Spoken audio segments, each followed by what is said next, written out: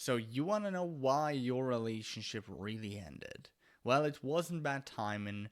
It probably wasn't external stress. It wasn't because you grew apart. Those are just stories that we often tell ourselves because the truth is just really uncomfortable. So it's Max, and today we're gonna be ripping off the band aid and talking about the real reasons your relationship failed. Not the surface level BS that you've been telling your friends, but the actually deep, ugly truths that kill your relationship. And before you click away because this might hurt, that's exactly why you need to hear it. Because until you understand what really went wrong, you're doomed to repeat the same pattern either with your ex or with even the next person that comes along. Now, quick thing before we dive into these uncomfortable truths, I've put together a free cheat sheet, a one-page PDF that shows you from A to Z, my entire system, how to rebuild attraction through honesty and real change instead of the usual manipulation and fake behavior and alpha male BS, for example. Now, this is important because once you understand why things failed, you need to know how to actually fix them yourself. So, link to this resource, free resource, is in the description below this video. Now, let's get into the main stuff. My first point, you were probably needy as hell. And this is the big one. I don't mean you just wanted to spend more time with your ex, like that's normal. I mean your entire emotional state depended on your ex's validation. Like this is one of the most common reasons people break up, and it's one of the most common reasons specifically my viewers break up with their ex.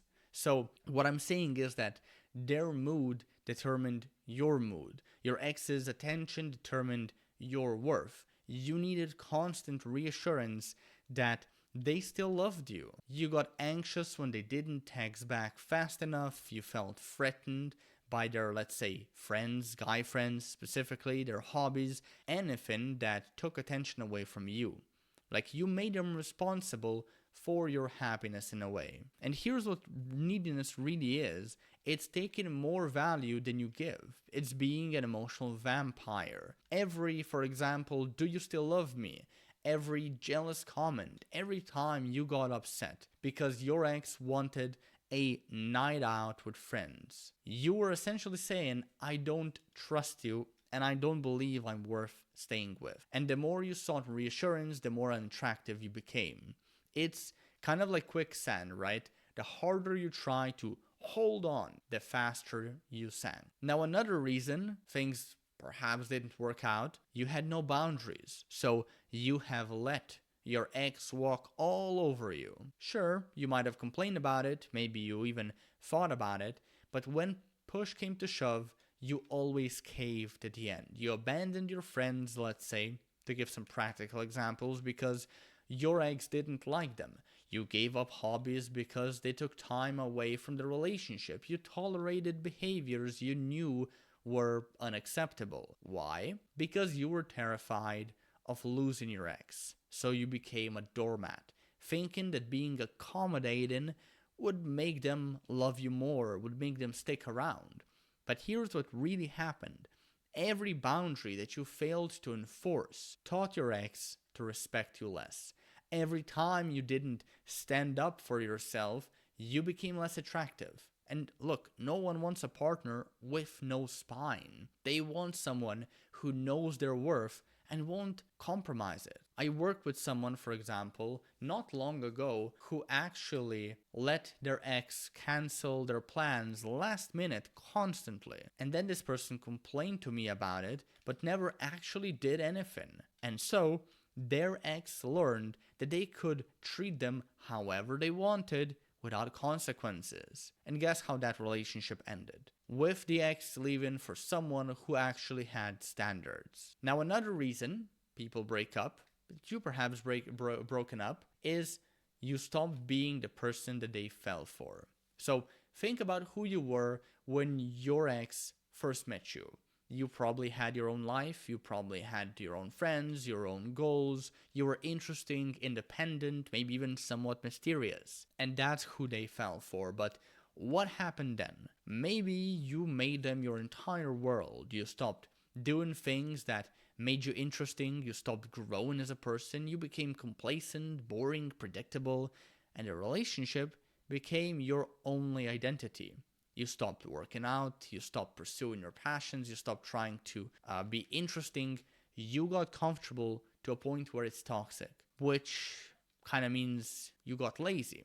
You figured that since you had them, you didn't really need to keep being attractive and putting effort into the relationship. You maybe took them for granted even. And meanwhile, your ex was looking at you thinking, where's the person I fell in love with? Because that person is gone, replaced by someone who's just going through the motions. Someone whose biggest accomplishment each day is maintaining the relationship. The brutal truth, they didn't fall out of love with you, they fall out of love with who you became, or rather, who you stopped being. Another reason relationships fail, you ignored fundamental incompatibility. Now, this is the one no one wants to admit, and it's when you were never right in the first place. When you just ignored all the signs because, let's say, the sex was so good, or you were really lonely, or you were in love with the idea of them, not the reality. Let's say your ex wanted kids and you didn't. They were really ambitious, a high achiever, an A-type personality, and you weren't. You were content, maybe even a little bit lazy. You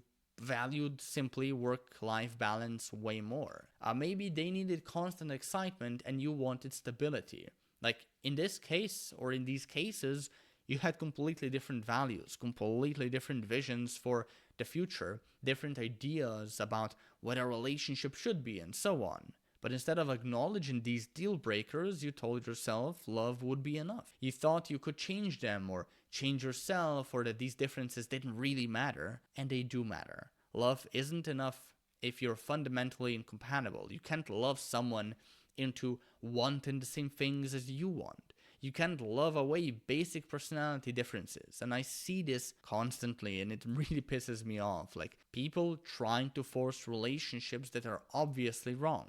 An introvert trying to date a party animal. Someone who wants monogamy dating someone who wants polygamy. An even better example. Then these people are shocked when things fall apart. Another reason things fell apart, you both had unresolved trauma or issues. And this is the deep stuff that most people don't really address. Maybe you both brought your childhood wounds, your massive past relationship damage, your unresolved trauma into this relationship, and you expected it to work. Maybe you had an anxious attachment style from inconsistent parenting, so you clung too tight.